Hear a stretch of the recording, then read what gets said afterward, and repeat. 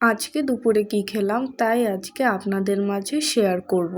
আজকে অনেক গরুর মাংস খেতে ইচ্ছে করছিল, তাই আম্মুকে বলার পর আম্মু আমার জন্য পাকিস্তানি পেশোয়ারি স্টাইলের গরু মাংস রান্না করে দেয়। মাংসটা এত সফট আর এত জুসি ছিল যে ধরার সাথে সাথেই যেন ঝরে পড়ে যাচ্ছিল। গরুর মাংসটা আম্মু অনেকক্ষণ টাইম নিয়ে রান্না করেছিল, তাই গরু মাংসটা অনেক বেশি সফট হয়ে গিয়েছিল। এই শীতে তো গরুর মাংস এবং হাঁস কোনোটাই রসুন ছাড়া জমেই না। আলুটাও খুব সফট হয়েছিল, আলুটা এত গরম ছিল যে আমি ধরতেই পারছিলাম না। তো প্রথমেই আমি আলুটাকে একটু ভেঙে নিয়ে মাংস এবং রসুন দিয়ে একটু ট্রাই করে নিলাম। মাংসটা খুব লাইট ওয়েট হয়েছিল এবং মাংসের মশলা কম হওয়ায় গরুর মাংসের যে রিয়েল টেস্টটা এটা ভালো মতো পেয়েছিলাম।